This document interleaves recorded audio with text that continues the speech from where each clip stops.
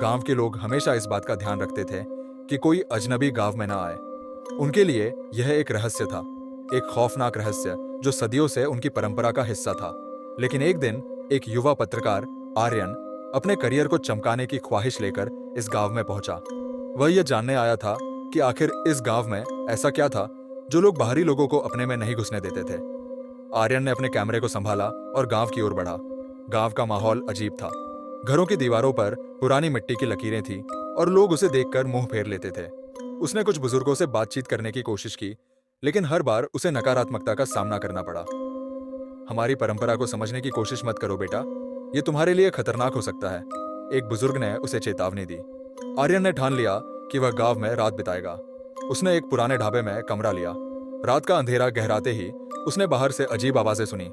वह दरवाजे के पास गया और सुनील, एक स्थानीय युवक, से पूछा, ये आवाजें क्या है? आर्यन ने हैरानी से पूछा। सुनील ने डरते डरते कहा, यह हर साल एक रात ऐसा होता है। जो भी बाहरी व्यक्ति आता है उसे ये आवाजें सुनाई देती है। ये गांव के रहस्य की गूंज है। आर्यन ने उस रात कई तस्वीरें ली और कुछ आवाजें रिकॉर्ड की। अचानक उसे एक महिला की परछाई दिखाई दी। वह उसे देखता रहा और महिला की आंखें उसके भीतर गहरी उतर गईं। उसने सोचा, क्या यह वही खौफनाक कहानी है? अगले दिन वह गांव के मंदिर गया। वहां उसे एक पुराना ग्रंथ मिला जिसमें गांव की कथा लिखी हुई थी। कथा के अनुसार गांव में हर साल एक बलिदान दिया जाता था। जो भी बाहरी व्यक्ति आता उसे बलिदान बनना पड़ता। आर्यन ने सोचा, यह तो बहुत बड़ी कहानी है, मुझे इसे दुनिया को बताना है। लेकिन गांव के लोग इसे नहीं समझते थे। वह फिर से सुनील के पास गया और उससे और जानकारी मांगी। सुनील ने डरते डरते कहा, तुम्हें यहां से जाना चाहिए, यह गांव खतरनाक है। आर्यन ने उसकी बात अनसुनी कर दी। उसने तय किया कि वह और जानकारी जुटाएगा और यह कहानी दुनिया को बताएगा। आर्यन ने रात को फिर से बाहर जाने का निर्णय लिया। इस बार वह और अधिक सतर्क था।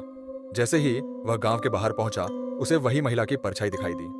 वह उसकी ओर बढ़ा, लेकिन अचानक चारों ओर से अजीब आवाजें सुनाई देने लगी।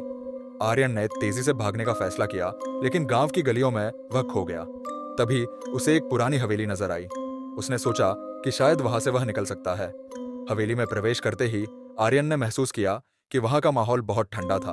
उसने देखा कि दीवारों पर पुराने चित्र लगे हुए थे जिनमें गांव के लोग बलिदान देते हुए दिखाए गए थे। उसे समझ में आया कि यह सब एक भयानक सच था।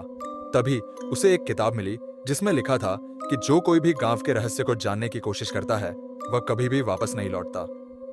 आर्यन को अपने खौफ का एहसास हुआ।